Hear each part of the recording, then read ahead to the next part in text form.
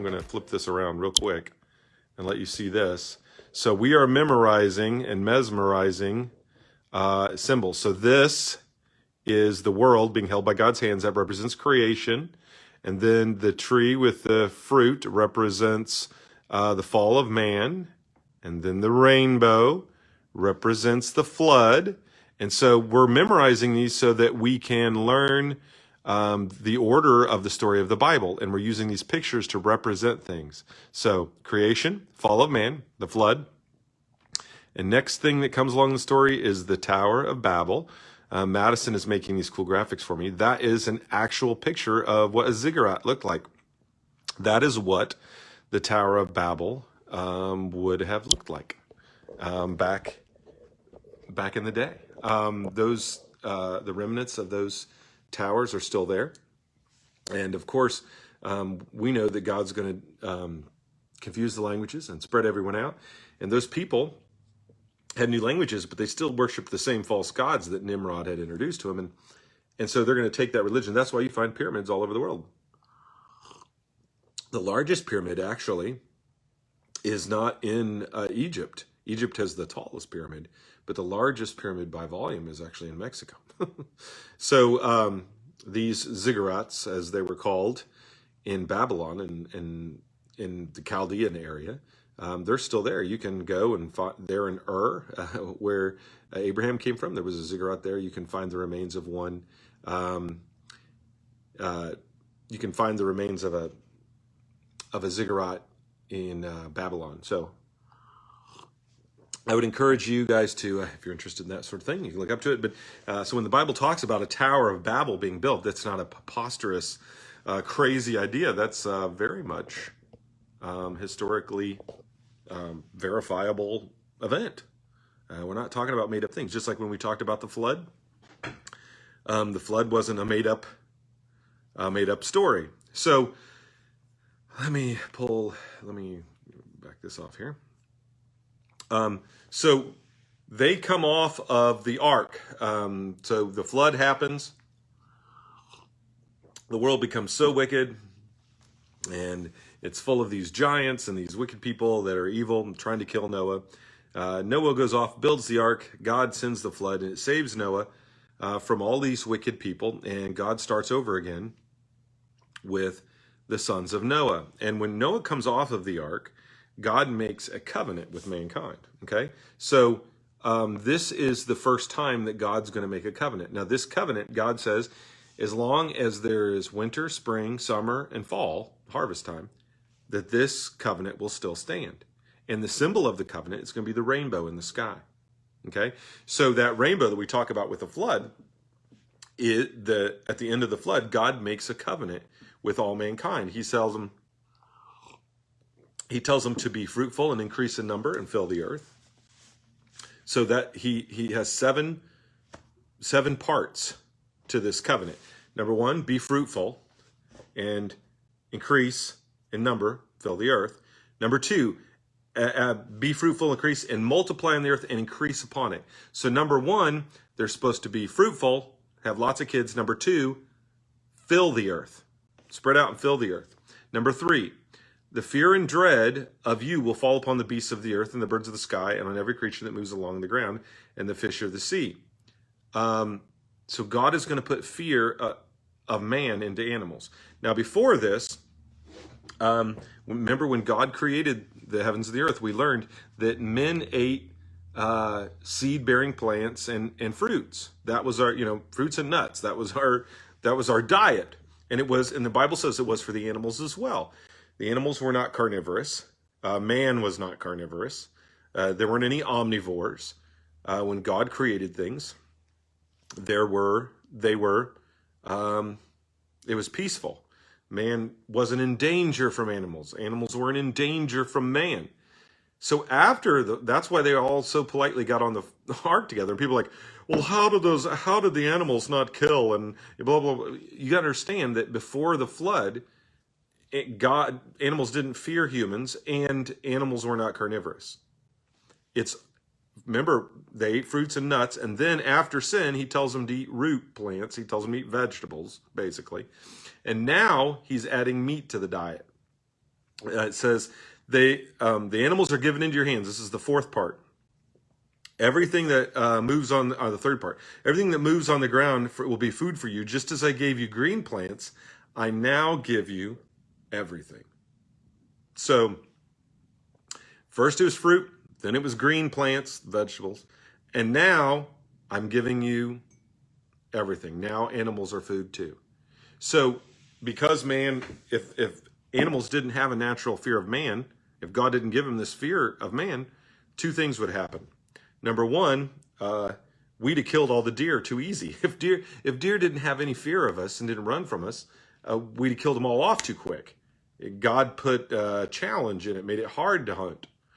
And then if he hadn't put a fear of man in animals, a lot of the animals would have killed us. What if bears didn't have a natural fear of man? Like, isn't that what they tell us when we go out west? Don't feed the bears. Don't feed the bears. Why? Because if you feed the bear food, the bear loses its fear, its natural fear of man, and then it sees man as a food source and it attacks and becomes violent. Same thing with alligators, right? We don't want to have these wild animals lose their fear of human beings. And so God puts this natural fear of men into animals. Wasn't there before. And that's why when, like the prophets later, they depict heaven and give pictures of heaven, they talk about the wolf laying down with the lamb, and they talk about a child playing by the hole of a snake and not being afraid. It's because in heaven, in paradise, in the new heaven and the new earth, animals won't have to fear man and man won't have to fear animals. This world of death and destruction, of survival of the fittest, of kill or be killed, that is now here because of sin, won't exist in the new heaven and the new earth. And it didn't exist how God originally created it. And the cruelty we see in the world is because of the curse of sin. It's because of mankind's sin. The cruelty that we see in the world, it was not God's original intention, not how he made the world. The world wasn't made with that cruelty. That's something that has come because of mankind's sin. Okay, so the first three things: have lots of kids, fill the earth, now you can eat meat. So, by the way, when you see a rainbow, go cook a steak, right? Okay, number 4, you must not eat meat that has the blood in it. And so fourth part of the covenant is don't eat any meat that has the blood still. You don't drink the blood because the life is in it. And see, the pagans, that God told this to Noah, and then when the evil pagan people come along after, like, yeah, life is in the blood, and we'll get the spirit power of the animal if we drink its blood. And so all over the world, you'll find in cultures that worship creation or who are pagan in their nature, they will drink blood, or they will eat the blood, they'll kill an animal and they'll eat its heart and drink its blood. Why would they do it? Because it was consuming the power and the spirit of that animal, they believe. But God says, don't do that. Don't eat the blood of an animal. And lots of disease, especially brain degenerative diseases, come because people eat blood. So God doesn't want us to eat blood. That's why I won't. You're forbidden to eat an animal that was strangled, because if you eat an animal that's strangled, the blood's still in the meat. You have to slit the throat. You have to bleed out an animal. You have to kill it and bleed it. And if you kill an animal and it's by a cut, by a wound like that, then it'll pump the blood out. It'll get the blood out of the meat. So no eating strangled meat was one of God's commands, because he didn't want them to eat meat with the blood in it. And things like sometimes in England, they had a short supply of food for their cows, and so they were taking dead cows and chopping them up into what's called bone meal and feeding them back to other cows. So they had like these cannibal cows, and it created mad cow disease. And that whole thing of mad cow disease, where did that come from? It came from feeding blood back to animals. And so it's not a good thing to eat blood. Do not eat blood. Do not drink blood. Do not eat, no blood pudding for you. I won't even eat liver, because I don't want to eat anything with blood in it. That's forbidden in this covenant that God makes with all human beings, that will last as long as there's the 4 seasons. And as long as you see a rainbow, you're not supposed to eat blood. Number 2, he tells them again in the law of Moses, don't eat blood. And then in Christianity, the apostles repeat that, and the apostles say, no eating blood. And so not eating, God's made these 3 covenants, one with Noah, one with Moses, and then one with all of us through Christ. Each one of them, God says, don't eat blood. So We're not supposed to eat blood.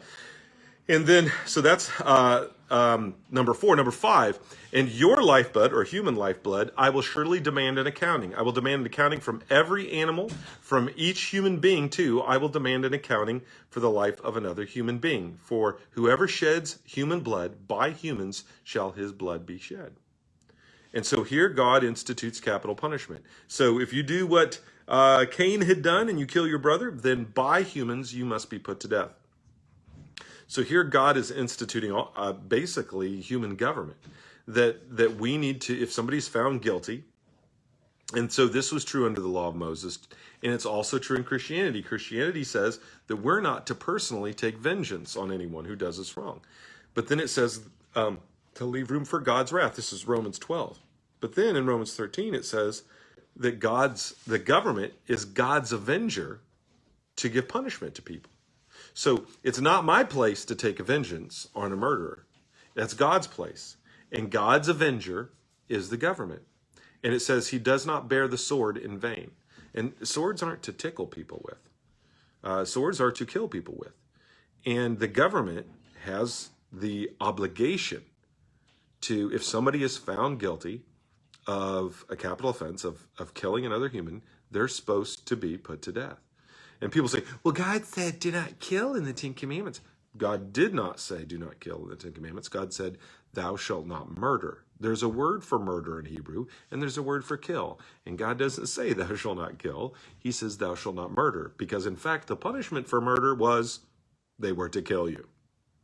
So here God is instituting the death penalty. That's part, when you see a rainbow, you should think, well, we ought to have the death penalty. And then number 6, from the image of God has God made man. Part number 6, why is it that killing an animal is okay for meat? He says, go ahead and kill animals and eat them for meat, but killing a human is bad. Why is it okay to shoot Bambi and eat Bambi, but it's not all right to abort a baby or to kill a human? Because they're made in the image of God, and animals are not. And so what makes murder so offensive? It's an attack on the image of God, because we are in God's image. We're special.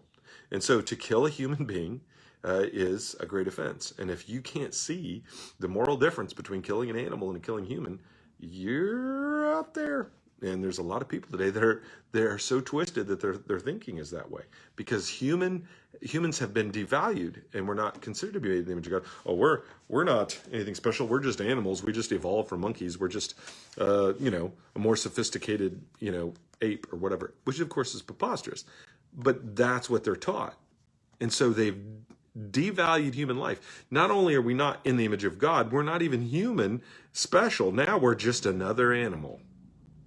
And it gives animal, and then since we have rights and we're just an animal, well, then other animals have rights. You see what I'm saying? Do you see how when you remove the truth of what God teaches in this covenant, your worldview changes. Your views on politics, your views on eating meat, your views on hunting, your views on the value of human life, your views on murder, whatever. That's the issue. And I would encourage you guys to align your political views and your worldview with this. Okay. And then, so he says, don't eat meat, blood, don't eat it. And then he says, there'll be no more worldwide floods. And now some people say, and we talked about this before, that the flood was not over the whole world. It was just a regional flood. Well, then that doesn't explain why every culture in the world has a tradition of a worldwide flood. And the Bible plainly says he would flood the whole earth. It's very clear about it. Jesus mentions it and believed in it. And then it says, never. He promises, the rainbow is the sign that never again will I destroy all life by a flood water. Never again will there be a flood to destroy the whole earth. Now, have there been regional floods since the Great Flood? Yes. Have there been regional floods in the Middle East? Yes. Have there been regional floods in the United States? Yes. There's floods all over everywhere. Probably flooding somewhere right now. So if it wasn't a worldwide flood, then the whole rainbow thing and the whole promise to never flood the earth again, he hasn't kept that promise, which of course he has. And so to try to say that the flood was not worldwide does not fit with the scriptures. It's preposterous.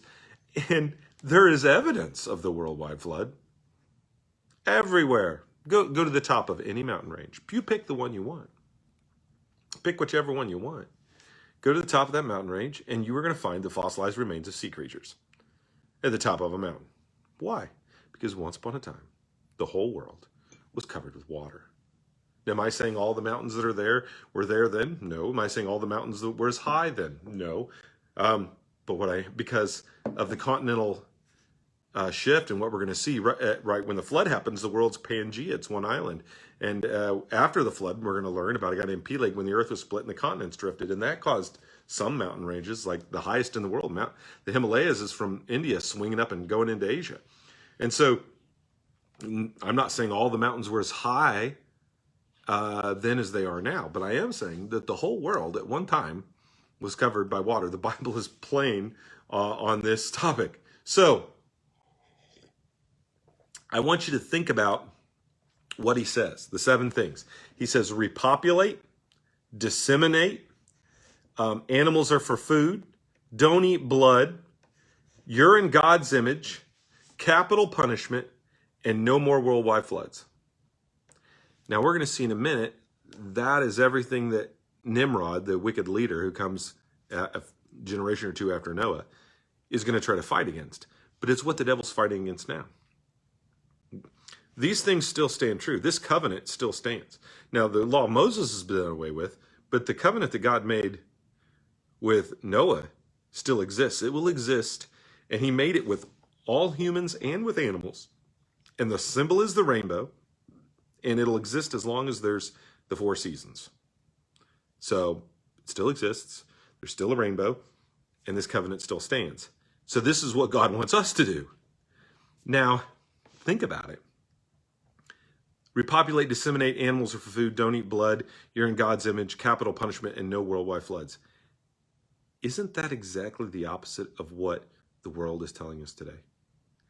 Isn't what the modern, unbelieving world telling us just the opposite? Isn't the devil still trying to get us to fight against that covenant that God made? God says, repopulate. And we say, oh no, the world's overcrowded. Oh. Look, if you gave everybody in the world a 1/4 acre of land to live on, every human being, they'd all fit in Texas. If you stood everybody shoulder to shoulder, front to back, they all just stood right next to each other. Of course, we can't do that now with social distancing, but if you did that, you could fit the whole world population within the city limits of Jacksonville, Florida. There's several billion people on the face of the earth, but this world is huge, and there's plenty of room for everybody. Go out west.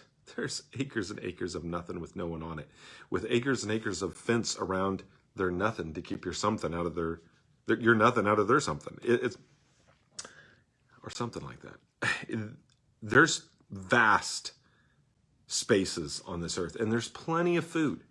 The reason that people feel overcrowded is because they do what they did back then, and they all go into one little city, and they get right close to each other, and sit on top of each other, and fight with each other. And then we allow wicked people into leadership positions that create political systems that keep people starving. People don't starve in countries because there's not enough food in the world. They starve because governments are evil. And if people are starving to death, it's because of wicked people, not because the earth isn't big enough. The problem in this world is we don't have an overpopulation problem. Mathematically, you can prove that. And we don't have this problem. We're going to overpopulate the earth. God told us to repopulate. But what do they say? Oh no, we've got to abort all our babies. We've got to kill everyone. We've got to reduce the population. Oh, it's overpopulated. God says disseminate, spread out. What do? We all get together into cities and pollute up a little city and turn it into a concrete jungle and disconnect from nature and then wonder why we don't understand it. We don't disseminate and spread out and fill the earth like we're supposed to. We all congregate together. And that's what they say, well, we should all live in cities and stop the urban sprawl and save the purity of nature. God wants us to go out and garden the earth and treat it like a garden and take care of it. He wants us to manage the earth and our resources, not all congregate in one place and then just leave the earth to grow wild. And so this kind of idea of that nature is this pristine perfection until man comes along and ruins it, that's not a biblical idea. And that's why crazy people in California won't allow the forest department to do the natural things like burn off the underbrush and take care of the environment and garden it. And then when a fire does happen, all this underbrush burns up and burns the forest and old forests burn to ground because we're not managing our resources. We're just abandoning them. And that kind of idea that your worldview affects things and how things work. So, and then, does the modern world say animals are for food, or does the modern world say that that animals have rights? We shouldn't eat meat. You see how it's just the opposite? And then God says don't eat blood, but what do? We got 30 million movies about vampires, and we've got cults that eat blood, and we've got people all over the world drinking blood to get the spirit life. Whatever God says, the devil's trying to get people to do just the opposite. The God says you're made in God's image, but what do we go around teaching? We go around teaching that we evolved and we're not in God's image and we're just a big accident. And we tell kids that they came from nothing, they're going to nothing, but be something while you're here. That's not going to make sense. You can't tell them that they're an animal and expect them to act like a human with values. You're nothing but an animal. You're just a highly evolved ape. And then we wonder why they act like animals without any hope. They don't have any hope of heaven. They don't have, and quite frankly, this life in this world without any hope of heaven is pretty hopeless, because nothing stays, nothing's kept, and there's pain and there's misery. I mean, if there's no heaven, this life is very hopeless and very bleak. As Ecclesiastes says, it's a vanity and a chasing after the wind. Like they sang in the 70s, right? Dust in the wind. All we are is dust in the wind. If there's no God, if we're not in the image of God, what's the point of all this? And so the devil loves for people to believe that they're not in the image of God. And then he says capital punishment. But people, no, we can't have capital punishment. Those people, they're just the product of a harmful environment and of society. We can't blame them. And so they come to the convoluted belief that murderers should live and innocent babies in the womb should be killed. And then God says, no more worldwide floods. Don't worry about that. There's not going to be any more worldwide floods. But what do we worry about? Well, global warming, it's going to melt the polar ice caps and the whole world's going to flood. Right? You've seen Waterworld, right? The movie Waterworld. What's the whole point of the movie is that we had global warming and the polar ice caps melt and the whole world is flooded. On the one hand, they'll say, the polar ice caps are going to melt and it's going to flood the whole earth. And then the other hand, they'll say, there's not enough water to flood the whole earth for a worldwide flood. Make up your mind. By the way, there's the answer to where your water went from the worldwide flood. So God's covenant with man and with animals is made. And just as the devil tried to fight it back then, he's trying to fight it now. So what happens? Well, Noah has 3 sons. They came out of the ark with him. This is in Genesis 9:18. Noah came out of the ark, and there was Shem, Ham, and Japheth. And then it says, and Ham was the father of Canaan. Canaan becomes an important character. He's the grandson of Noah, and we'll come back to him in a minute. These 3 sons of Noah came from the people who were scattered over the whole earth. So a couple things I want to point out. Here Shem is mentioned first, even though he's the youngest, because he is the one from whom the Messiah is going to come. So he's the ancestors of the Israelite people who become eventually the Jewish people. So Shem is the father of all Semitic people, Asian people. Ham is the father of all African people. So the descendants of Ham, they leave and go down into Africa. And so when it lists the descendants of Ham and what nations he became, it's nations in Africa and part of the Middle East. And then there was Japheth. Japheth, I believe, was actually the oldest, but he is not the one from whom the Messiah comes. And Japheth was the father of the Europeans. And so Europeans are descendants of Japheth. Asians are descendants of Shem. And Africans are descendants of Hamitic people. So you think, well, what about the Native Americans? What are the Native Americans? Well, Native Americans came over from Asia. So Native Americans are descendants of Shem. Likewise, the Indians, the Aboriginals of Australia, those people are all descendants of Shem. So your Asian people, there's basically three races. There's Asians, and there's whites, and there's blacks. Now, there's lots of different nationalities within those three races, but there's basically three races. There's whites, Asians, and blacks. And those come from the three sons of Noah and a mixture thereof, because sometimes there would be a mixture of them, as we will see. So Ham is the father of Canaan. And Canaan is one who's going to be the one who gets in trouble. So they get off the ark. They're settling it down. They've built a place. Noah builds a vineyard. He makes some wine, drinks it, and gets drunk. Now, some people think, and you guys can study this on your own time, that the atmosphere of the earth was different before the flood. They believe that the atmosphere was thicker, or there was more water in the outer atmosphere before the flood, because the Bible talks about God separated the waters above from the waters below. And that when it says when the flood happened, that God opened the floodgates of heaven and the water came down, they believe that the water for the flood came from a thicker layer of atmosphere that used to be there. I don't know. I don't know if I totally buy into that. It could be, maybe. I don't know. We're speculating here, so who knows? But their theory is that the atmosphere was thicker and that water shielded them from radiation from the sun, which is why they lived 1,000 years instead of 100 years. And that after the flood, this is why the genetic code starts to get corrupted, and why God has to make new rules about who you can marry, and why people start living not quite as long as they used to live, and why the age of man decreased. And they also think that that because of this, it's why we have a lot of the different things that we have today, that the world's different. So he has, and they think that maybe before the flood that wine didn't ferment, and that after the flood wine did ferment, and so that's why Noah got drunk, is because he didn't know he was going to get drunk, because he'd never been drunk before.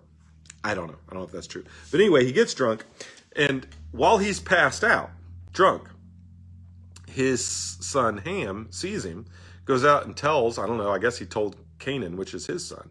And he also went and told his brothers.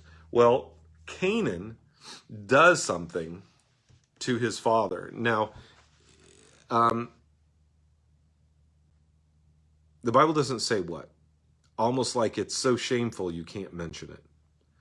But here's what it says. This is in Genesis 9:24. When Noah woke from the wine and found out what his youngest son had done to him, he said, "Cursed be Canaan." And some people say, well, hey, my dad got a letter from somebody who said, hey, why is it that Ham did something bad to Noah, but he curses Canaan and not Ham? That's not fair. Ham isn't the one who did it. Ham is the one who went and told his brothers.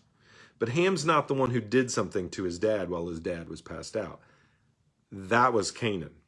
When it says he found out what his youngest son had done, Got to remember, in Hebrew, there's not a word for grandson and a word for son. It's just male descendant. And Ham was not the youngest son. He was the middle of the three. So sometimes it's listed Shem, Ham, and Japheth. Sometimes it's listed Japheth, Ham, and Shem. One when it's listed by who was important, and the other one by their age. And the age is actually Japheth, Ham, Shem. Ham is the middle son. So when he says what his youngest son had done to him, he's not talking about Ham. And the word son there doesn't mean literal first generation son. It can mean any male descendant. It was his youngest male descendant. And who was his youngest grandson? That was Canaan. So the reason Canaan gets cursed is because Canaan's the one who committed the offense. Presumably, while his grandpa was passed out, he raped him. The Bible doesn't say exactly. It just kind of infers it because it's such a shameful thing. And so he says, cursed, when he finds out what Canaan did, he says, cursed be Canaan, the lowest of slaves will he be to his brothers. And he also said, praise be the Lord, the God of Shem. May Canaan be a slave to Shem. May God extend Japheth's territory. May Japheth live in the tents of Shem. And may Canaan be a slave of Japheth. And so he doesn't curse Ham. He curses Canaan. The Canaanites are all gone. There are no Canaanites left. The Canaanites were wiped out in Old Testament times, before the New Testament even came to be. So there's no Canaanites today, okay? So the one who was cursed was Canaan, not Ham. Now, why am I saying all this? Because there were wicked men 150 years ago who justified the wickedness of the slave trade, which the New Testament forbids, kidnapping people and making them slaves for life. That's forbidden.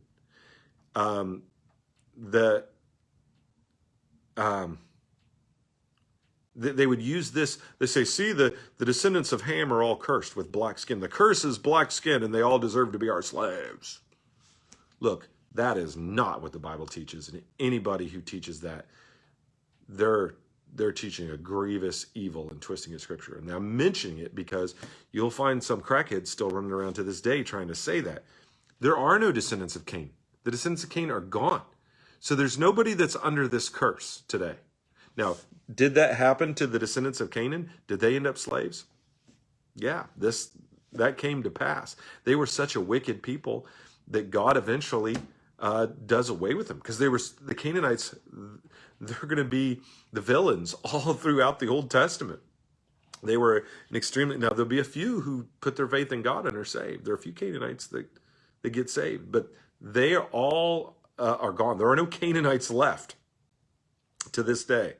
And God never cursed Ham, and he never cursed anybody with black skin. There's the color of your skin is not a curse. And so there are people during slavery times that try to say black people were the descendants of hold on, it's going to come to me, of Cain, and that's why they're evil. No, the descendants of Cain all died in the flood. And then there's some who try to say, well, black people are the descendants of Ham, which is true, and they're cursed with slavery. That's not true. And also, every race has had people who are enslaved. There isn't an ancient culture that didn't have slaves. 2/3 of the Roman Empire were slaves, and most of them were white. Okay? Because there was no race that did not enslave people. The Semitic people enslaved other people. Go back and study every culture. Every ancient culture had slavery.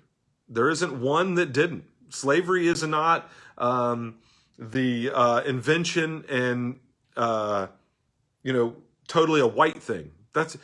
Now in our country, was it whites enslaving blacks? Yes, that's an American history, but that's a wee little sliver of all history. You go back to all history, all kinds of people have been enslaved, and slave trade still happens in parts of Africa to this day. And don't allow this verse to be twisted to justify slavery, because it does not. In fact, when the world began to civilize, okay, a lot of that was after we're going to see here in a minute, the Tower of Babel, after the dispersion of the nations. After this happens, a lot of that first civilization is black people. Um, Algebra, calculus, mathematics. Look at the pyramids in Egypt. Medicine, culture, writing. The first to come up with writing. A lot of the advancement in science and technology and modern things on which all culture rests to this day, mathematics and understanding of language and all this kind of stuff, that came from black people. It came from Africa. The Egyptians were black. The people in Ethiopia, which is a powerful nation just south of Egypt, they were black. All along North Africa, black. These cultures, the Phoenicians, were descendants of Ham. The Phoenician people that sailed and settled the Mediterranean Sea. These were descendants of Ham. And so don't let anybody tell you that all the black people in the Old Testament were slaves or that they were inferior or something like that. No, they were, at that point in history, they were running the world. White people were still up in Europe, scratching an existence from the ground in caves at this point. So the blessings and curses that he gives here narrow it down, though. Notice he says that God's going to dwell in the tents of Shem. That's saying the Messiah is going to come through Shem. So Noah has 3 sons, Shem, Ham, and Japheth. And now, which one's the Messiah going to come through? Remember, back in Genesis 3, God promised that a male child would be born of the woman. And then we learned it was going to be through Seth. And then we learned that it was going to be through Noah. And now Noah has 3 sons. And now which of those sons? Which race of people? From the Semitic race. So when Jesus comes, he's not white. This blonde-haired, blue-eyed Jesus from 12th century paintings is preposterous. And this idea of this white, blue-eyed Jesus with a cleanly shaven beard and his long hair looking like he's in a I can't believe it's not butter commercial. Good-looking Jesus is totally unbiblical. The Bible says that Jesus wasn't attractive and to other people, even for his race. And he certainly wasn't some, Jim Caviezel handsome guy. He was just a normal, average-looking Jewish male. He would have looked more like Osama bin Laden than he would have looked like Fabio. And Jesus was a Middle Easterner. The Arabs came from the same ancestor, Abraham. And he would have looked like a Middle Easterner. He is Asian. He is not black. And he's not white. He's an Asian. And people accuse me, you're anti-Semitic. What are you talking about? I mean, I worship a Jew. So anyway, so these people are supposed to spread out, right? God says spread out. Do they? No. They all go to this one valley of Shinar and start building this tower to Babel. God says, repopulate, and man are created in God's image and don't kill one another. Do they listen? No. This guy named Nimrod comes along and he's a great warrior, and basically he's a warlord. He's the biggest, baddest guy, and he gets an army of guys around him and he runs the world. They said we're created in God's image. No, they worship gods made to look like animals and beasts and creeping things, just like Romans 1 talks about.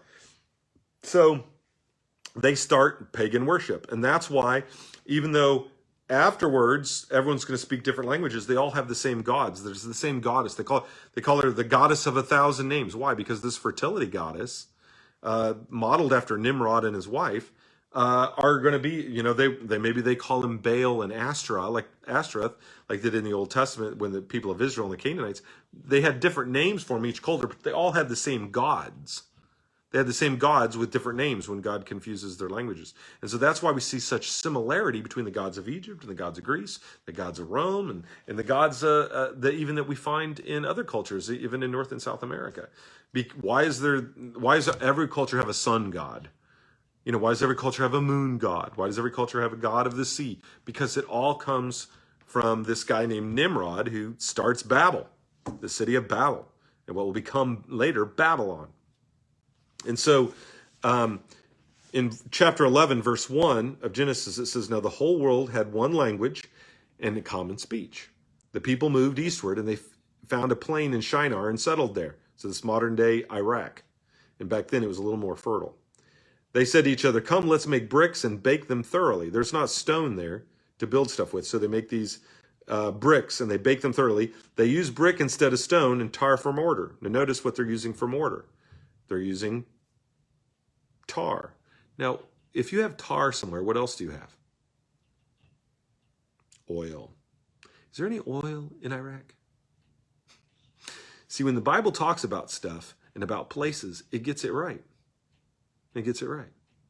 So whoever wrote this was accurate in their understanding about, now Moses wrote this, he lived in Egypt, and then he lived, eventually, he went into Saudi Arabia, according to the Bible's history.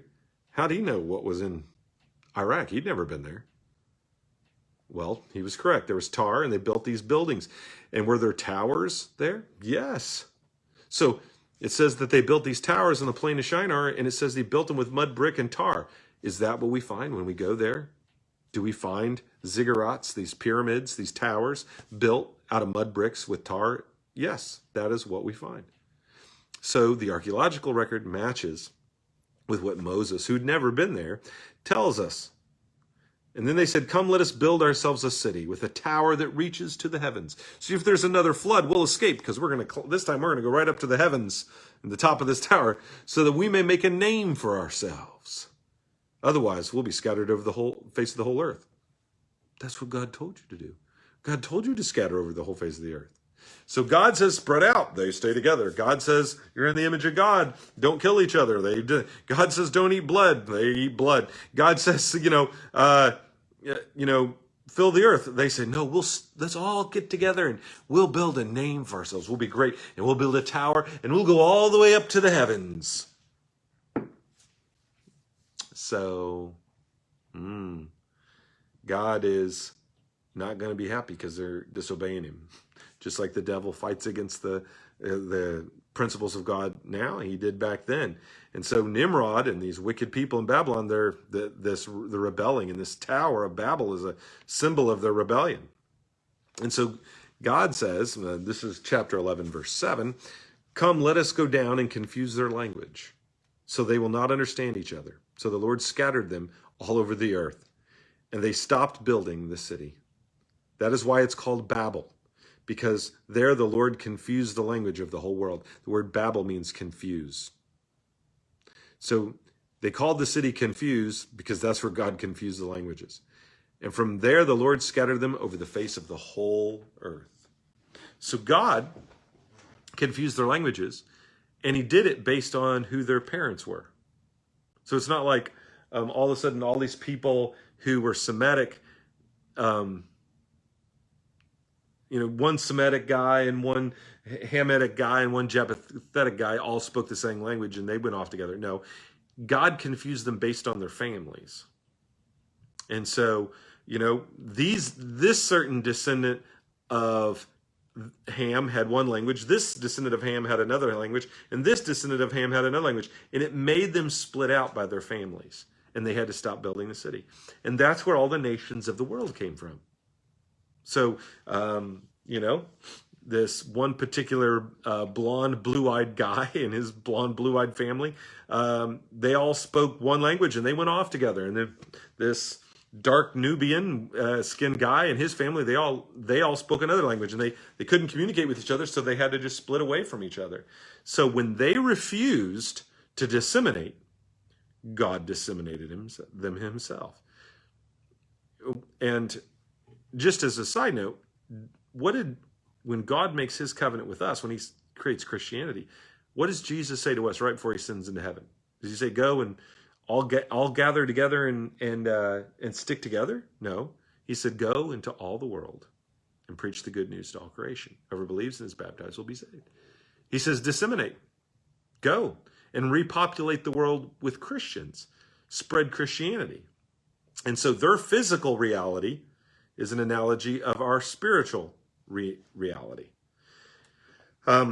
So he said, spread out, go. And we need to do that. Remember the early Christians, they all gathered together in Jerusalem, and he had said, go to Judea and the utmost parts of the earth, and they didn't. So what happened? Well, Stephen gets killed, and a great persecution breaks out. And what's everybody have to do? They all have to flee Jerusalem. And when they go, where do they go? Samaria, Judea, and the utmost parts of the earth. And so when they didn't go at first, God sent some persecution, and then they went. That's what I'm saying, is if we don't take the Great Commission to heart and go, he'll give us a reason to go.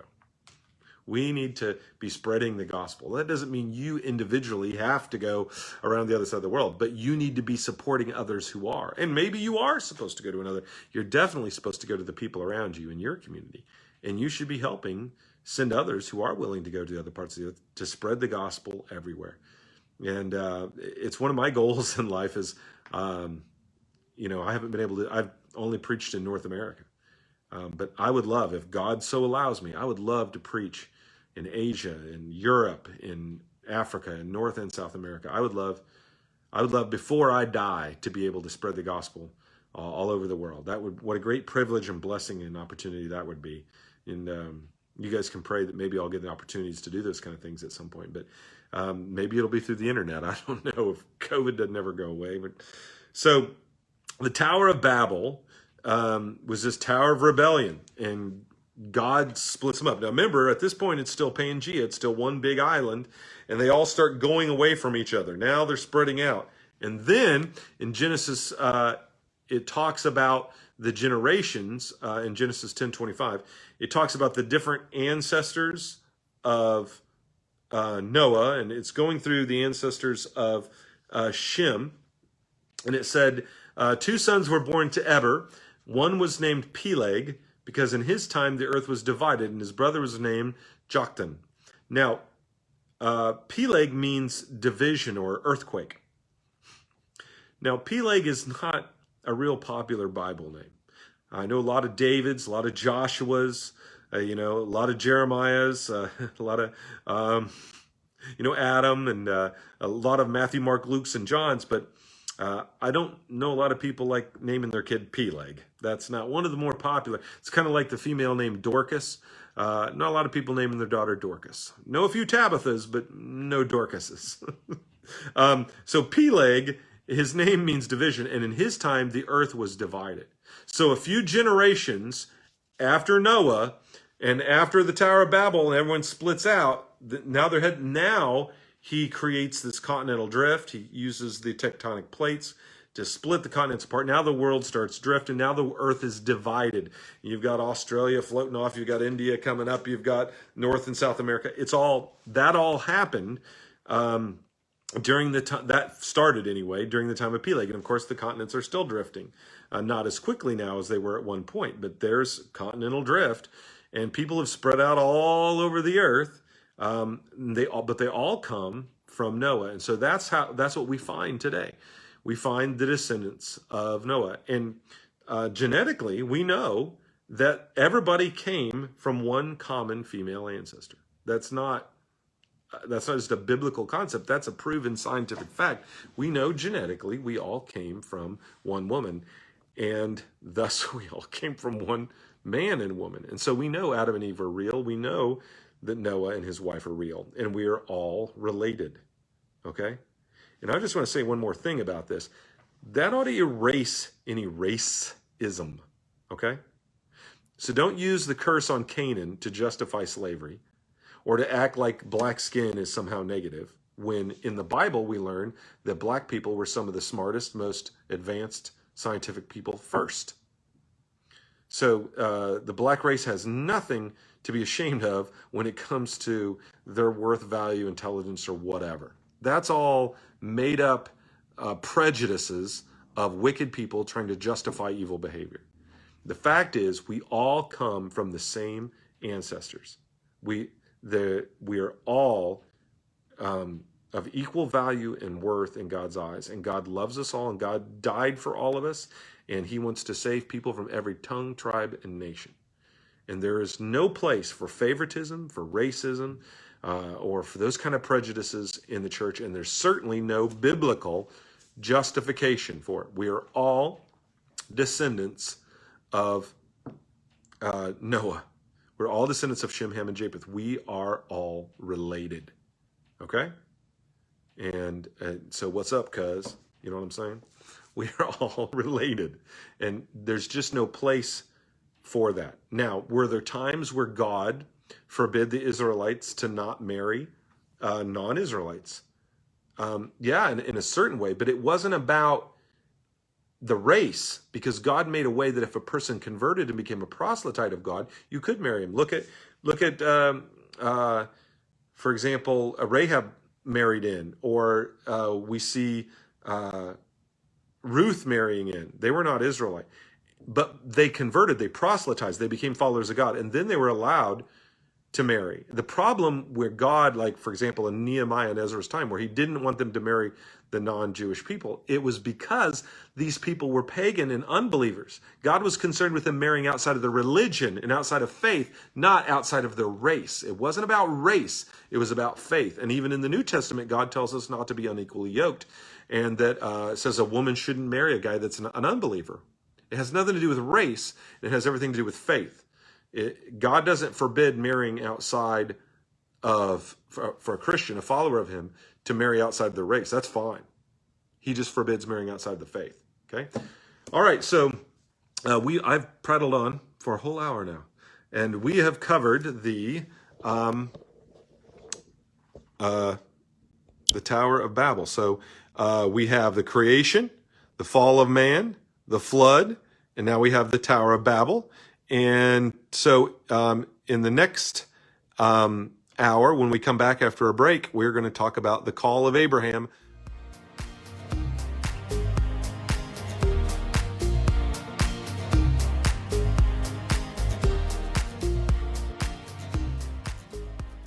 You can turn in your notes if you have a copy of the notes.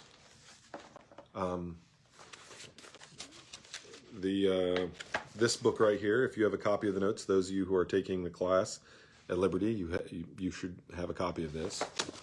So you can turn in your notes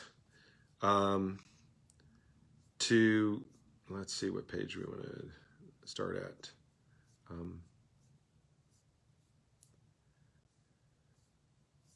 We are going to start on page 41. Page 41. Okay, so you can turn to page 41 in your notes. Now, so we've decided already with the blessings and the curses given on Noah's sons, that it would be through Shem, a descendant of Shem, that this Messiah would come. Okay, well, what does the devil do? He tries to corrupt all the descendants of Shem. He then starts working on him, tries to get them all together, tries to get them all in one place and not obey the covenant and the commands God made with Noah when he got off the ark. And he already is corrupting the earth. So the devil makes his move, get them all in Shinar, get them building this tower to heaven, get them rebellious against God. So God makes his move on the chessboard, right? And he confuses the languages. So everyone splits up and spreads out. And then to create even physical barriers between these nations and to keep them separate. And we're going to learn in Acts, later in Acts 17, Paul says that God set the nations up in such a way that they might seek God and find him. So the way God lays out nations and nationalities is to keep mankind seeking him and able to find him. So God has a design to how history goes. He's working in the workings of history. And so the devil wants to stop now the descendants of Shem. And so he corrupts them, and he gets the descendants of Shem worshiping this moon goddess, okay? And moon worship in the Middle East is huge. And the pagan influence of moon worship goes all the way up to Babylon in the days of Daniel. When we see the son of Nebuchadnezzar going off to chase after and find the hidden temple of some moon goddess going down into Saudi Arabia.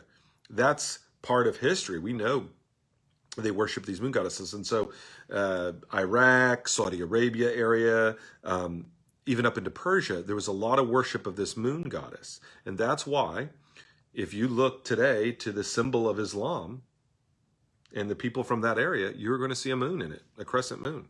Why is the crescent moon their symbol? Because back in the day when they were still pagan, before Islam, before Christianity, they worshipped a moon goddess.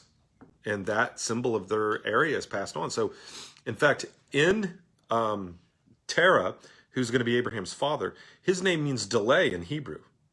But in the original language of the people where he was from, his name even has the idea of this moon goddess. And they would put their names into the names of their gods into their name.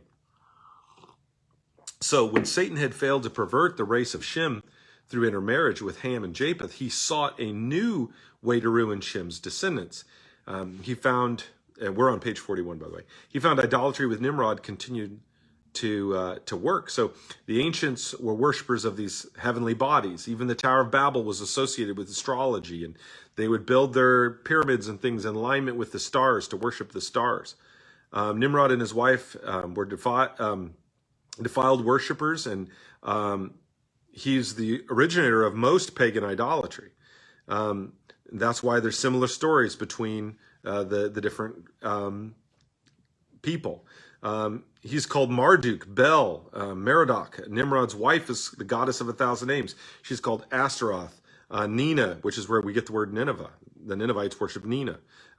Ishtar, Astarte, Diana, Isis, Easter. All of those names of these goddesses from these different countries were all the same goddess with a different name. That's why she's called the goddess of 1,000 names. She's a fertility goddess.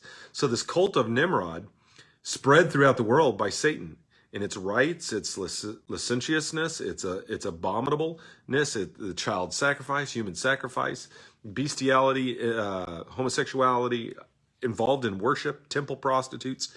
All of that's the same in these houses of debauchery throughout the world because it all started back with the same people. Now, Terah was a descendant of Shem, and he was involved in idolatry himself. He lived in Ur of the Chaldees. Okay, so Chaldea is Iraq. Ur is a city that's still there. You can visit it to this day. This city is given over to the worship of this moon goddess. And his name Terah means moon in the original Chaldean language, but in Hebrew it means delay. In Joshua 24:2, it says that Terah was an idolater who served other gods on the other side of the Euphrates River. So Abraham, he would have known Shem. He would have lived long enough to have known Shem. He could have met him. And Grandpa Shem was a God worshiper, but his dad Terah was not. And Joshua 42:2 plainly states that. You can read it for yourselves. So we know that Abraham's father and his whole household were moon worshipers. They were not worshipers of the one true God. And that's why God says to him, leave Ur, leave Chaldea. Why? Because that whole area was given over to idolatry. There was no place for him to raise a family, start a nation that wouldn't be influenced by idolatry. God had to get Abraham away from all this wickedness so that he could start a new nation that worshiped the one true God that didn't worship these pagan things. So God is constantly trying to keep these descendants away from paganism, not because God's racially prejudiced, but because God wants to keep people worshiping him and believing in him so that a line of God followers could lead to the Messiah coming, so the Messiah could come. So there was one man that we know of in the ancient world who was not an idolater. It was Terah's son, Abram. And Terah was contemporary with Noah. Terah would have known Noah. Abraham could have known Shem. And Shem would have known Methuselah. And Methuselah, could go back all the way back to know Adam. So there's not very many people removed from the story so that they could tell it right. Satan had not succeeded in perverting into idolatry this one good man, Abram. And God was going to use him to preserve a messianic line.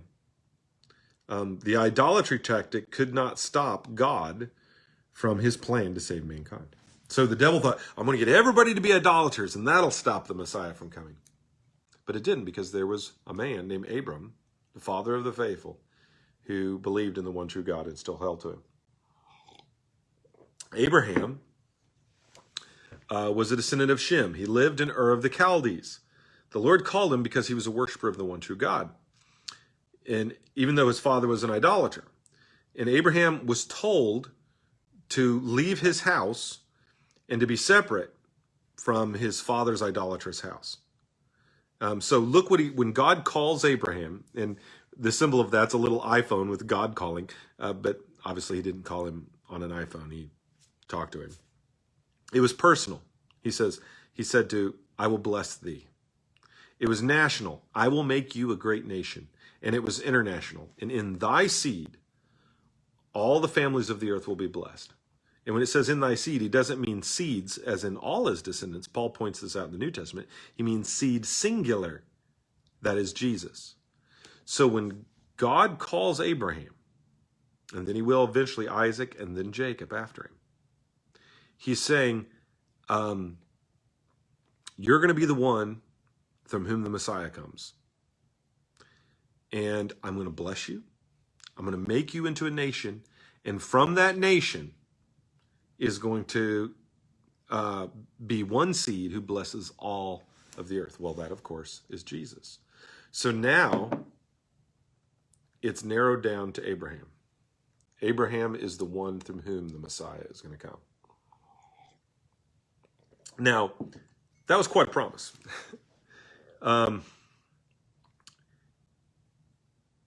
It had some qualifications, though. He said, you need to renounce your country. Get out of your country. Leave home, leave Ur, leave Chaldea, and your kindred. So he's supposed to leave behind his family. Now, here is where Abraham starts to not follow. He brings along Lot, his nephew. And he said, and your father's house. So you're supposed to leave your father. He wasn't just saying leave where your dad lives. He was saying, leave your dad, leave your family, get away from these moon worshipers. And go to the land I'll show you. He didn't know where he was going. He didn't know where God was going to lead him. He just said, go. He was like, okay. And so to his credit, he left Ur, he left Chaldea, and he left. But the problem was, he took along his dad and his nephew. Now, that's going to cause all kinds of trouble. And Abraham had a problem where he wouldn't completely obey. Okay? So, get out, renounce your father, renounce your house. And then he said he was going to, he would be given three things. He would be giving a seed, a descendant, a nation, and a land. I'm going to make your name great, Abraham. So when Satan heard these promises and realized that there was a descendant of Shem who feared God, he feared Abraham would produce the Messiah. And so he started working overtime on Abraham. And Abraham had problem after problem and temptation after temptation because he was trying to follow God, and God was saying, you're the one who I'm going to send the Messiah through. So that's why Abraham has so much trouble. Now, you can see that Abraham's whole life becomes a parable. Now, his reality really happened. These things really happened to him. This is history. But it's also allegorical, right? So let's think about it. He is called to leave Ur of the Chaldees. Ur means fire, and Chaldea means destruction. He was called out of fire and destruction. And he was told to go to the promised land where God would show him. But on the way, he takes along Terah, his father, which means delay.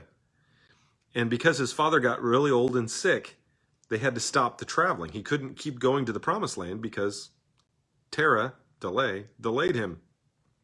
So they stop and they dwell in a place called Haran. And Haran means fruitless or parched. And for several years, the whole plan of God to bring Isaac into the world and to start a great nation and fulfill the promise to Abraham was delayed because Abraham didn't fully obey. And when we don't fully obey, we delay God's plans. Many times we hold back the blessings of God from our life because we're not fully in obedience.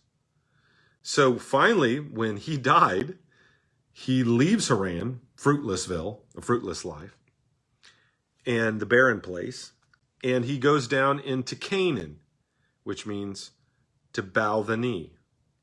And he goes to Bethel in Canaan, which means the house of God. So Abraham had been called out of Ur, fire, and Chaldea, destruction, to Canaan, where he would bow the knee, to Shechem, the place of strength, near Moriah, the place of instruction, to Bethel, which means the house of God. And he reached a place only after he buried his old man, his old life in Haran, fruitless, after he got rid of the delay. And God spoke to him again. He was and promised him the land of Canaan, where the Canaanites lived, to be his nation. He said, now these Canaanites are here, and I'm not going to give it to you right away, but your descendants are going to inherit this land. It's yours. And when the Canaanites get wicked enough, I'm going to drive them out and get rid of them, and you're going to get this because they're so wicked they can't keep it. So he promised them this, and this happened near a place called Luz, which means separation. And years later, they changed the name of Luz to Bethel, which means house of God. So we need to be separated from the world and come to the house of God. He built an altar and worshiped God and called upon the name of the Lord. Satan's didn't want him to stay in the house of God, didn't want him to stay there with the knee bowed. He didn't want him to stay there in the place of separation where he was going to inherit this land. He didn't want him to stay there. And so he tries to send him a famine to drive him out.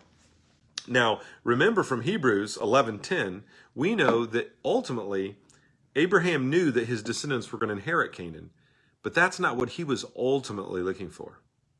He knew that this world and this life was only temporary, and ultimately what Abraham was striving for was to go to heaven, to a city whose builder and foundation is God. Not a city built by Nimrod, not a city built by men, not a city in Canaan. The ultimate place that Abraham was shooting for was not Canaan. It was heaven. And we learned that in Hebrews chapter 11, verse 10. So, chapter 12, Abraham, the devil makes his next play, brings a famine, and that tested Abraham.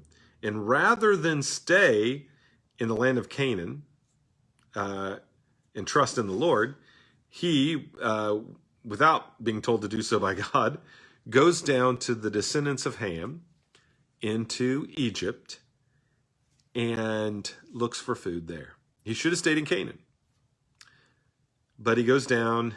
And so Satan is gleeful. Now he can send him down to these pagans in Egypt, and maybe Sarah's really beautiful. Maybe he can get Pharaoh to want to marry her and get Abraham killed. He has, it worked. The whole famine scheme worked. It drove him away from where God wanted him to be. And sometimes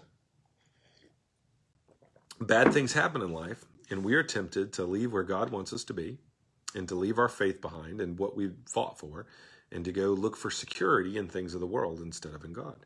Now, could God taken care of him in Canaan? Yeah. Did he need to go to Egypt? No. And this is going to be a horrible, horrible mistake. And so I'm going to go back to my PowerPoint here. And I want you to understand, I'm going to go down here, hold on, that a snowball effect starts to happen. That Abraham is making mistakes. And it's gonna not go good for Abraham because of the mistakes he made. And how if you've got a snowball, and you're out in the yard and you put it on the ground and you roll it, right? It get bigger and you can build a snowman with it. And we've all seen in the cartoons, right, or in the movies where a snowball will be on the top of a hill and they'll roll it down, and the one little snowball will turn into this great big ball of snow, this thing that could destroy. Or an avalanche, just a little bit of snow falling sets other snow to falling and cause an avalanche. Or it happened with rocks. A mudslide starts. One little movement knocks another, and it grows and exponentially, and it causes this landslide. And so Abraham starts not completely entrusting and obeying God, and he starts a landslide of sin in his family and into the future with his children and grandchildren, great-grandchildren, great-great-grandchildren. And it's going to have a series of problems. So disobedience number one that causes trouble is he brings his nephew Lot along when he shouldn't. Okay? First, he delays things with his father. That's bad enough. But he did not completely obey God, and he brought his nephew Lot. That's going to cause trouble. Now, he's in the promised land. He's there. He's bowing the knee, worshiping God. And then famine comes along, and he doesn't completely trust God again. So where does he go? He goes down to Egypt, and he lies.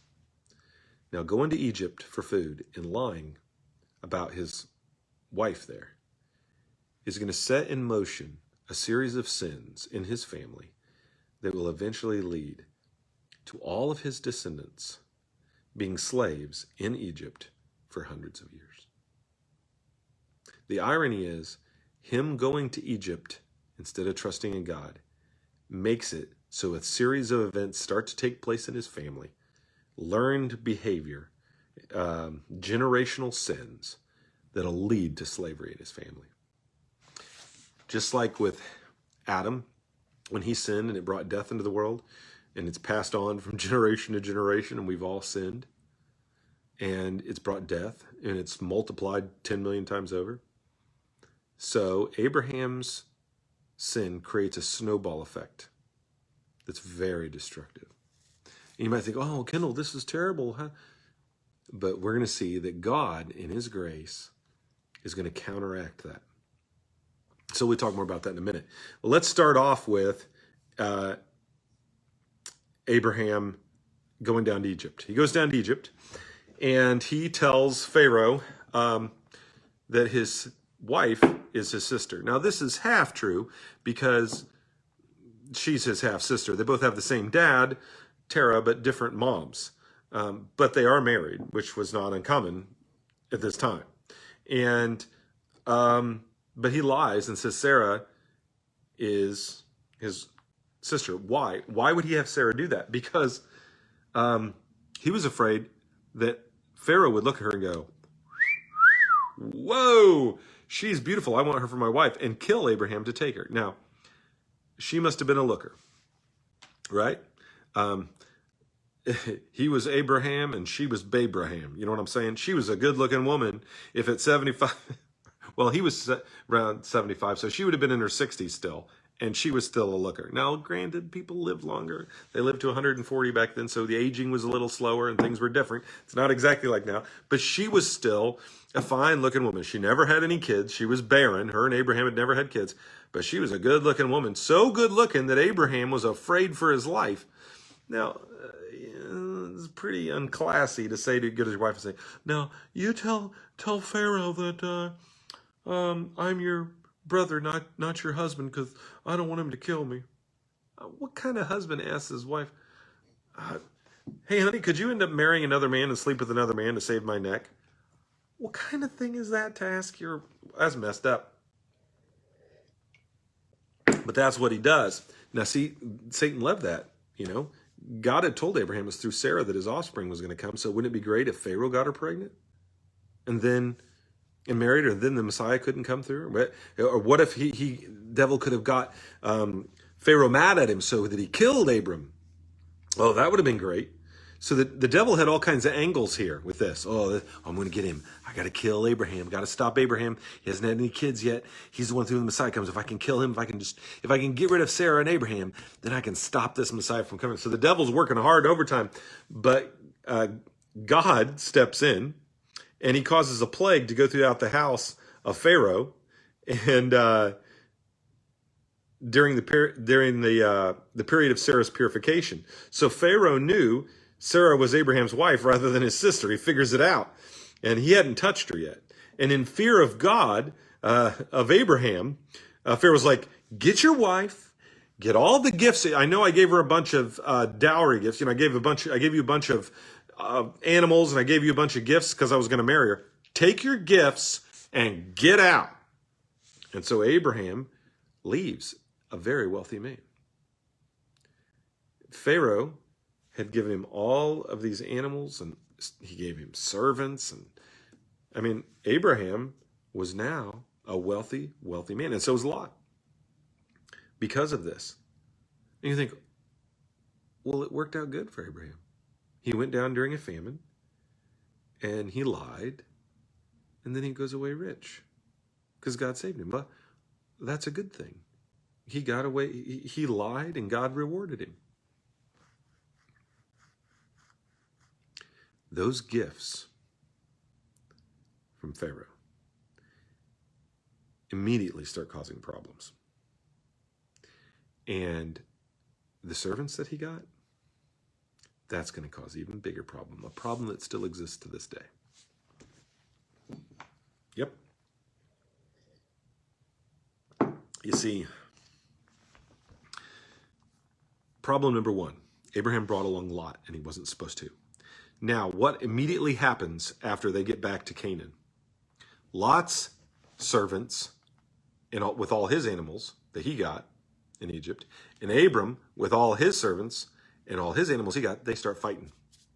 There's not enough land for both of them. They're so rich now. They got so many animals that they're not getting along.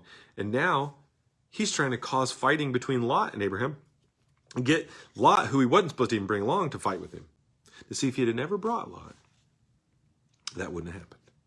If he never went to Egypt, that wouldn't have happened. But because he hasn't totally trusted in God, it's starting to snowball.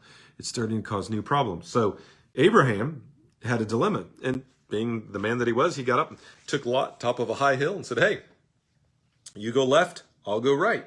You go right, I'll go left. You choose. You can have the best of the land." Now, he should have given the best to Abraham, because Abraham was his uncle, brought him along and took care of him all those years. But Lot, he was greedy. And Lot said, "Ooh, look down there by Sodom and Gomorrah. Look at that. It's well watered. It looks like the Garden of Eden down there." Isn't that funny? Isn't that funny to think that what is now the Dead Sea, and the most arid, dead place on earth, they call it the Dead Sea, used to look like the Garden of Eden? Used to be a rich, beautiful, the Jordan River used to go down into there and empty into there, and it was like a garden before God dumped fire and brimstone on it and salt everywhere and killed everything.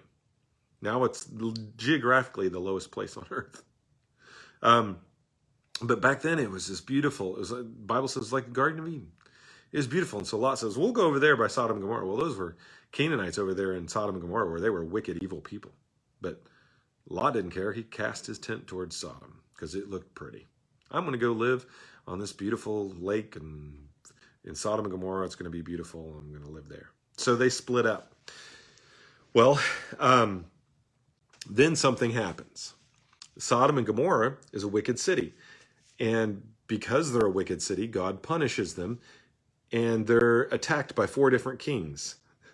They attacked the Canaanite people, and they took them as slaves. And so Lot and his wife and his kids and all his possessions get taken captive by these wicked people. And so now somebody escapes and comes and tells Abraham, and now Abraham has to go save his brother. Now Abraham has to go to war. And so Abraham and all of his men have to go into battle. Now, this is a war Abraham would not have had to fight if he hadn't brought Lot, and if he hadn't went to Egypt and got rich. See, his sins are coming back. They're causing problems in his family. They're causing division, and now they're getting him in war. See, each sin lays the seed for future problems and future sins. And now Abraham has got to go fight this war. Well, again, the devil's trying to get him killed, right? The devil wants, man, if I can get... if I send these wicked people over here to capture Lot and Sodom and Gomorrah, if I can get these wicked kings to attack these other wicked people, then, hey, then I can start a war, and Abraham will have to come save Lot, and then I can get Abraham killed. The devil's sitting there scheming, and each time God protects him. So God sends Abraham into battle and gives him success. Afterwards, he goes to the priest of Salem, which is going to later become Jerusalem, and after the war, and tithes, and gives 10% of everything that he won to the king, and tithes to this king Melchizedek, who is a picture of what Christ's priesthood would be someday, because he was both king and a priest. And so Melchizedek is a picture of Jesus. So just as Abraham tithes to Melchizedek, Jesus is a priest after the order of Melchizedek, Hebrews says, and we are children of faith through Abraham. We're children of Abraham through faith, so we should tithe to Jesus. That's one of the many reasons that we tithe, and we pay tithes and offerings to Christ. So God, it takes Abraham and blesses him again, says, you're going to have an heir, and you're going to have a great nation. He reconfirms the covenant. But Sarah gets impatient. And so Sarah comes to Abraham and she says, you remember when we were down in Egypt? He's like, yeah. She says, remember the Egyptian women who didn't want to have another baby themselves and go through the pain of a childbirth themselves, or maybe ruin their figure? So they would have their husbands sleep with one of their servant girls, one of their concubines, and then they would adopt the child that was born as their own, kind of a surrogate mother. And Abraham's like, yeah. She's like, well, why don't you take Hagar, my servant girl that I got when I was down in Egypt? Remember, Pharaoh gave me this servant girl, Hagar. Why don't you have a child with her, and then I'll adopt it as my own, and I'll have a baby. Maybe that's how God is going to keep his promise. Well, that wasn't how God was going to keep his promise. But Abraham, like a fool, did it. And so Abraham sleeps with Hagar and has Ishmael. This act of faithlessness causes even more problems. And this is going to be a problem that's going to haunt the descendants of Abraham through Isaac for generations, even to this day. The descendants of Ishmael, the Arabs, and the descendants of Isaac, the Jewish people, are still at each other's throats. They have a common ancestor, Abraham. They're still fighting with each other thousands of years later. And we're like, we want peace in the Middle East. Well, there would be peace in the Middle East if Abraham had not slept with that Egyptian slave girl. So Sarah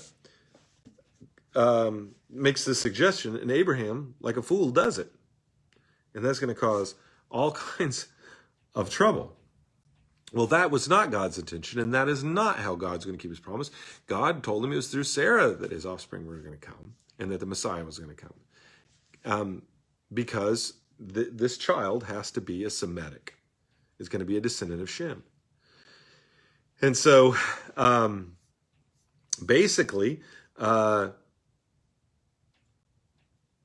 causes problems. Now, when time goes on, and an angel comes to visit Abraham and tells him, a year from now, I'm going to come back and you're going to have a child. Now, when Abraham was first told by God he was going to have his child, he laughed. He's like, yeah, right.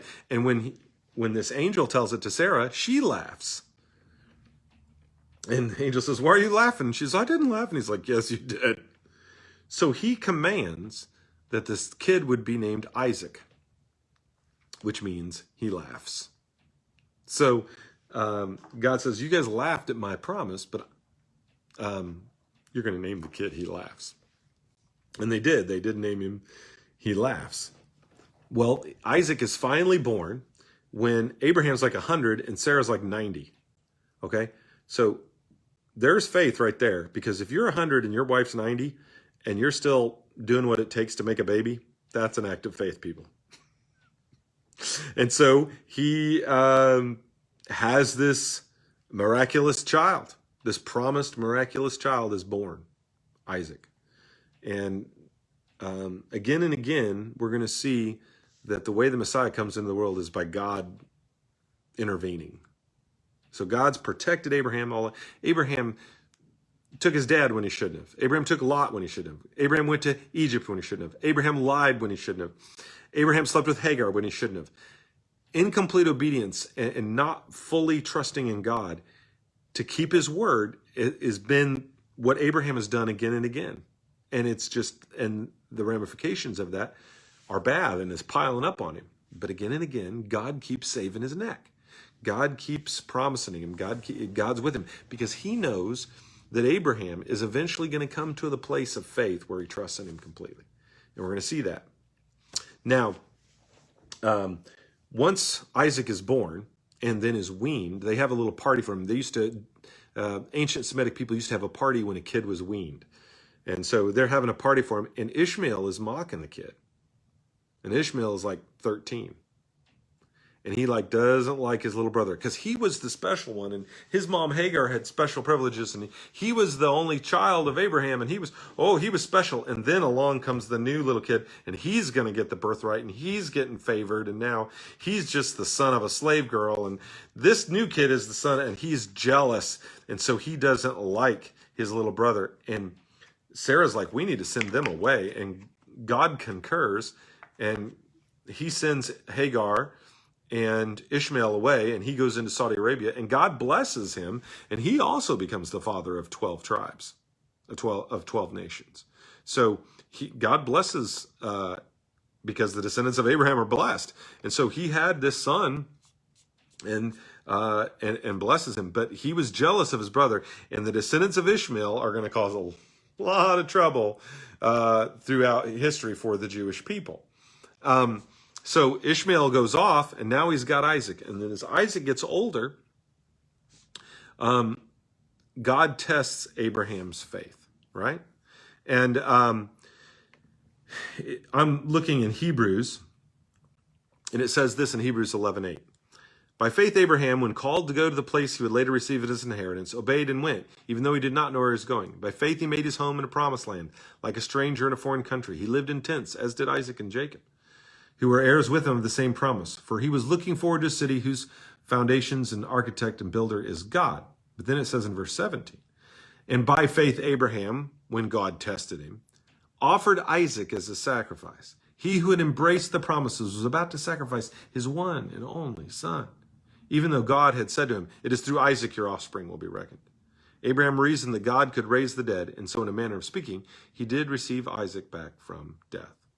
So let me explain what happens. So God comes to Abraham and says, hey, Abraham, you know that son that was miraculously born that I promised you, and I told you that it's through him all your descendants are going to come and the Messiah is going to come? Yeah, God, thank you so much for sending me Isaac. Thank you for keeping your promises. I wasn't faithful so many times, but you were faithful. And even though I was unfaithful, you gave me the son you promised. Thank you. Well, I want you to do something for me. Sure, God, whatever you want. I want you to take the boy to a mountain I'll show you, and I want you to sacrifice him and kill him. You want me to what? I want you to take Isaac and to sacrifice him. Are you sure, Lord? Yes, I want you to sacrifice him. So Abraham thought about it. And it says in Hebrews 11:19, Abraham reasoned God could raise the dead. See, he had totally embraced the promises of God. He says, you know what? God promised me that I'd have this child, and at 100 years old, I had this child. He promised me at 75 I was going to have a kid, and it took 25 years, but I got the kid, even at 100 years old. So God can do anything, and God's faithful. And even though I haven't been completely faithful, God's been completely faithful. I'm going to trust him. So if he says to offer Isaac, I'm going to offer him. He said Isaac. Now, Isaac doesn't have any kids yet. So if I kill Isaac, God still has to raise up offspring from Isaac. God's going to have to raise Isaac from the dead. And what's it to God to raise the dead? God can raise the dead. He created Adam from dirt. He can raise the dead. What's that to God? So Abraham says, okay, Lord, I'll do it. And he traveled with his servants. And when they were 3 days' journey off from Mount Moriah, they could see the mountain in the distance. When they were 3 days' journey off, he said to his servants, you all wait here. The boy and I will be back. Now he had every intention of killing Isaac. Isaac was dead in his mind, but he told them, we'll be back, because he was sure God was going to raise Isaac from the dead. So for 3 days in his mind, he was dead. And they went to this Mount Moriah, which of course we know is where Jerusalem is and where Jesus was crucified. And he goes to this mountain, goes up on top. Him and Isaac build the altar. They get the wood, put a fire on the altar. Isaac says, hey, Dad, we got the altar and we got the wood, but where's the sacrifice? And Abraham says prophetically, God will provide himself a sacrifice. Now, he didn't say God will provide for himself a sacrifice. He said God will provide himself a sacrifice. That was a prophecy about Jesus. That God himself would become a man and be the sacrifice. And he would die on that same hill. Thousands of years later. So Abraham is up there and he takes Isaac, puts him on the altar, pulls up his knife, and is about to kill his son. And the angel stops him and says, nope, now we know that you love God more than even your son. The thing in the world you love the most, you are willing to sacrifice. God tested him, and he passed the test. When God asked him to leave his family behind, he didn't completely obey. When God asked him to go to the promised land, he didn't completely obey. He left and went down to Egypt. When God told him, I'm going to give you a son, he didn't completely trust, and he tried to have a son by natural means with Hagar.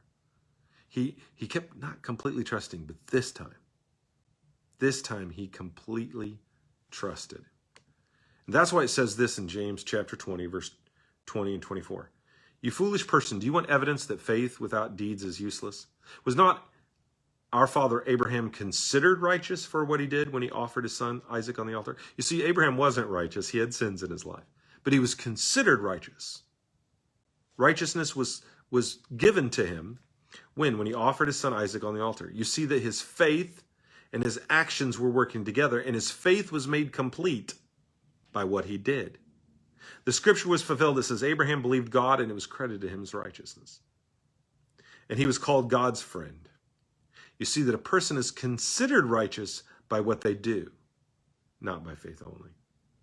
There's only one, people are always going, I'm faith only, I'm faith only. There's only one place where the term faith only exists in the Bible. And it says this, a person is considered righteous by what they do, not by faith only. It is not faith only. It's not just belief. It's belief that acts. Abraham believed in God, but he didn't completely obey.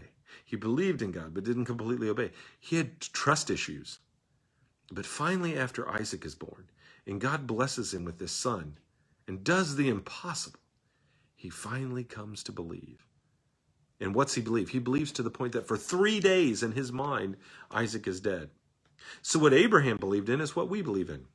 He believed in this miraculously born son, was in his mind dead for 3 days, and that he would rise again. And what do I believe? I believe in the miraculously born of a virgin, Jesus Christ, who's not the son of Abraham alone, but the son of God, who died on that same hill for my sin, was buried, and rose again after 3 days.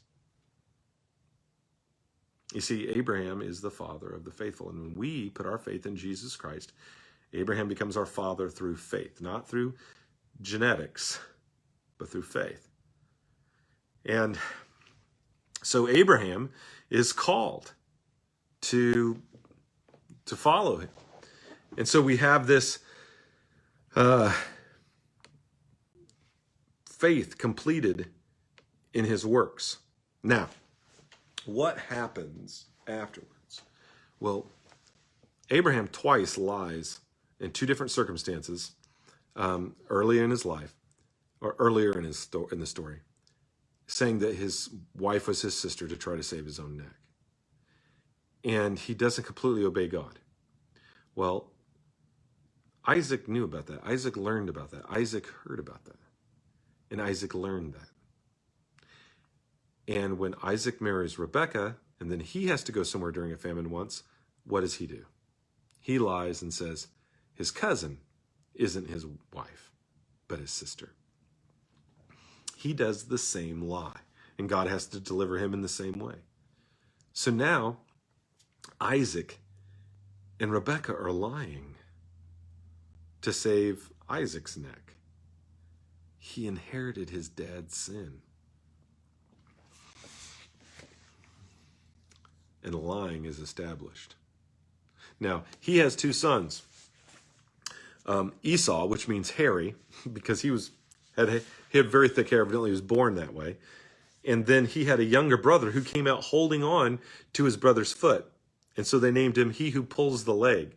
And pulling your leg back then means the same thing it does now. It means to deceive someone. If you say, oh, I was just pulling your leg, what does that mean? You were deceiving them. To pull someone's leg it means deceiver. And so Jacob's name means deceiver. And he was a deceiver. He was a liar. He tricked his father to get the birthright, right? And so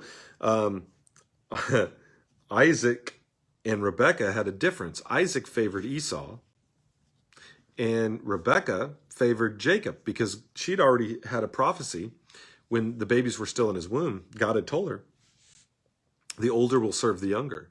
So she knew that the birthright was supposed to go to Jacob, but she didn't trust in God to allow the birthright to go to Jacob. She decided when she hears Isaac tell Esau, I'm going to give you the birthright. Go shoot a deer and bring me back some of that venison, cook it up just the way I like, and bring it to me, and I'll give you the blessing. Well, now she thinks, oh no, Esau's going to get the blessing. And she didn't trust in God to work it out. So she goes to Jacob and says, here, put on these goat skins on your arms so that you feel hairy like your brother, and take this food in there. And she cooked up some stew to make it taste like Esau's good venison. And she goes and he goes and gives this to his father and pretends that he's Esau. And so Isaac blesses Jacob instead of Esau in this deceit. So he deceived his dad with goat's hair because his dad felt his arm and goes, well, you feel hairy like Esau, and this food tastes like Esau's food, but you don't sound like Esau. He's like, I got a cold. I don't know what he told him, but he lied to him and just said, and his dad fell for it and blessed him. Well, then a little bit later, no sooner did he went out, Esau comes in with the venison he killed. He goes, hey, Dad, I got the venison. Give me the blessing. And he's like, what do you mean? I already gave you the blessing.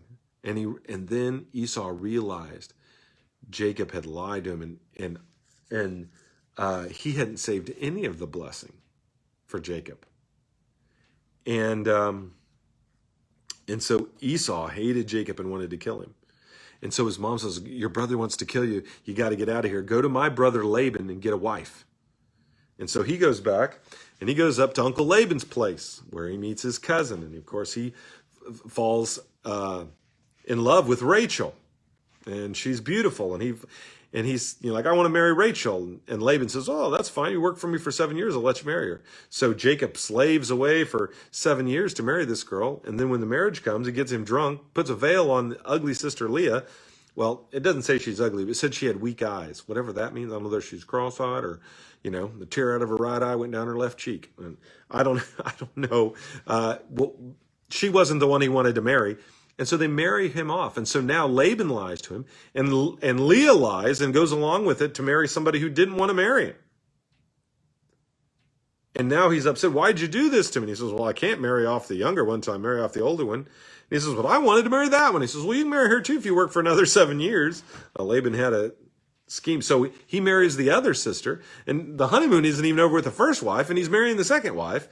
And what a mess. And so he ends up working there for another 7 years to earn her. And then he works another 7 years there for him. And God blesses him, and he gets great wealth there.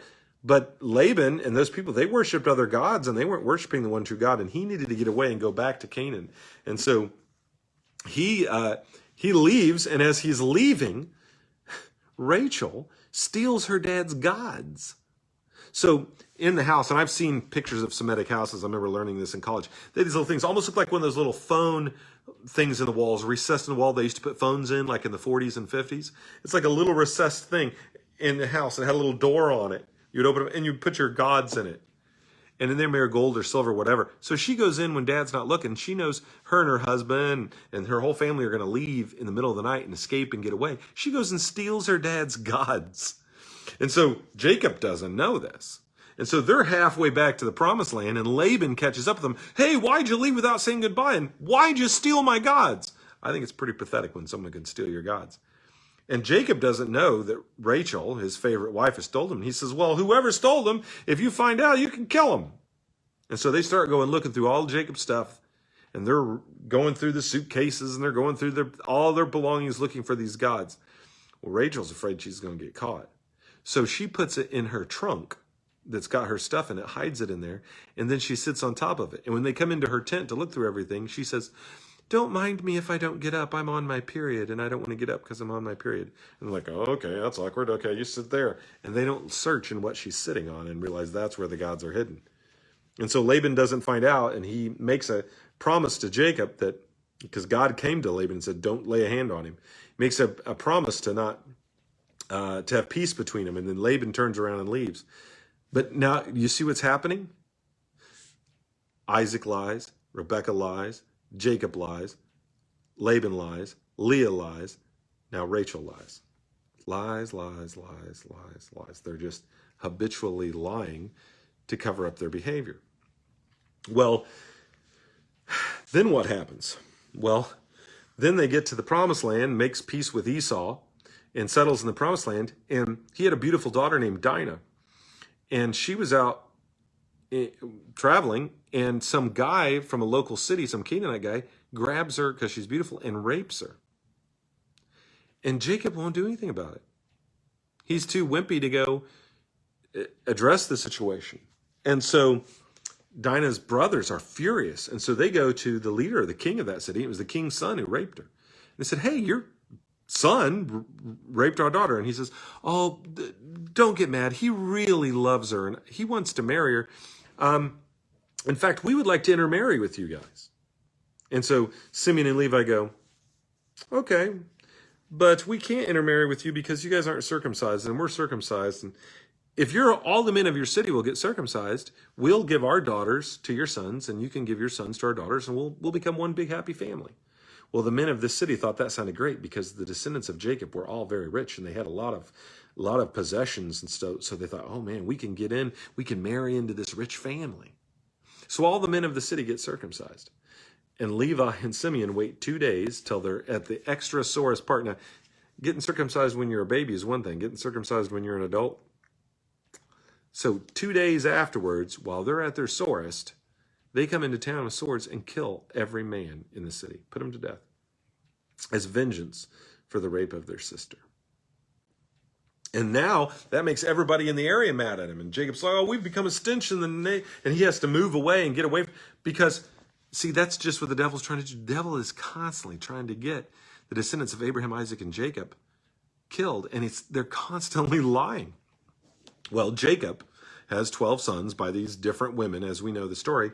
And his favorite is with Rachel and his youngest, or next to youngest, because eventually Benjamin would be born, is Joseph. And he favors Joseph and spoils Joseph.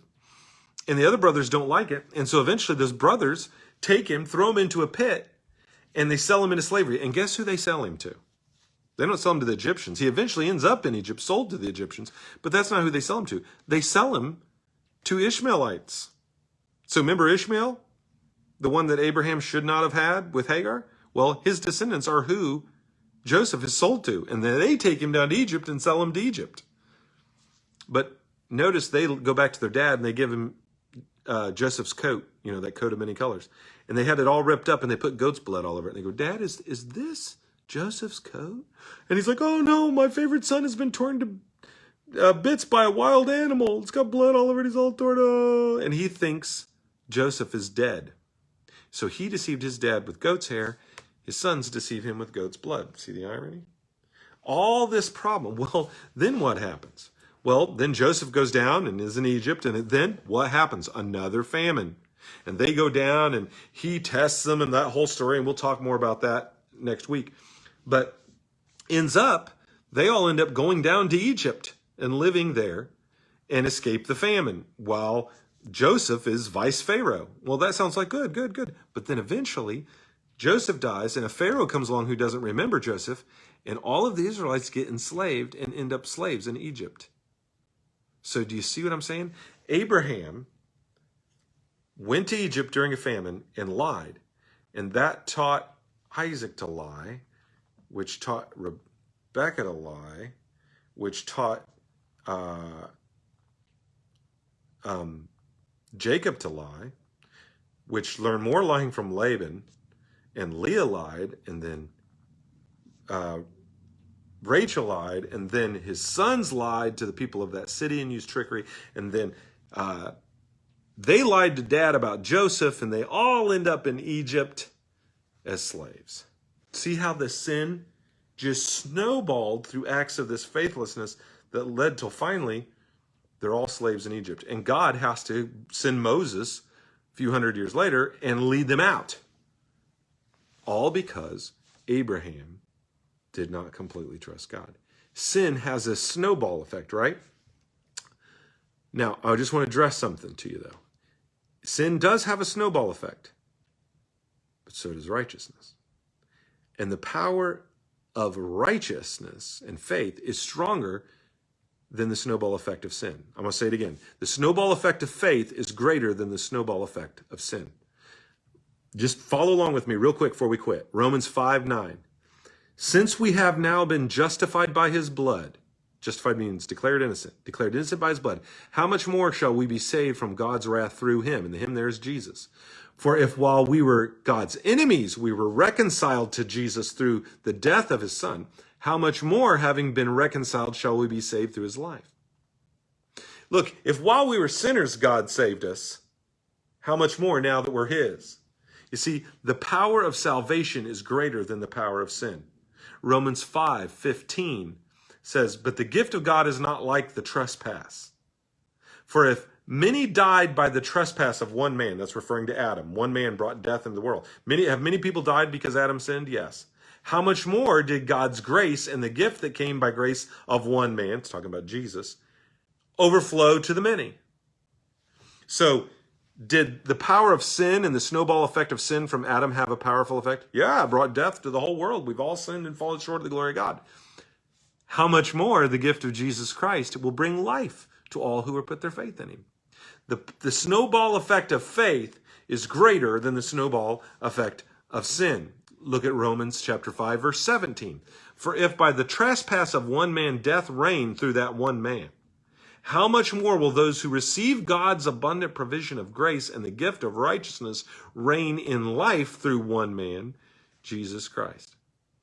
So, if we follow after the flesh and after sin, like Adam, then that will reign in us. But if we'll turn and crucify the flesh and we'll follow in faith after the Spirit with Christ, the power of Christ and his righteousness is stronger than the power of sin and death. And if you're like, well, Kendall, I've been like Abraham. I've sinned many times. And that's going to cause a snowball effect. It's going to cause a snowball effect in my life and in my kids' lives and my grandkids' lives. Oh man, what am I going to do? Have faith. The faith of Abraham saved Isaac and Jacob and the descendants who put their faith in him. Did the sin of Abraham have a snowball effect? Yes. But the faith of Abraham had a greater effect because of the faith of Abraham, because he trusted in God and his forgiveness and his goodness. He was able to create a faithful line of people from whom the Messiah came. Yes, he made mistakes. Yes, it had a snowball effect. Yes, there was a lot of hurt and pain that was caused by sin. But his faith has more effect than his sin. And we don't remember Abraham for his sin. We remember Abraham for his faith. And the effect of his faith led to the Messiah coming into the world. And through the Messiah, all nations have been blessed. And everybody who goes to heaven, it's because Jesus Christ's blood covers their sin. And that comes from the act of faith of Abraham. You see, the faith of Abraham is greater than the sin of Abraham. And is there a snowball effect to Abraham's sin and your sin and my sin? Yeah, but it's not as great as the snowball effect of faith from our life. And if you'll turn to God in faith and you'll start trusting him now, he'll flip things around.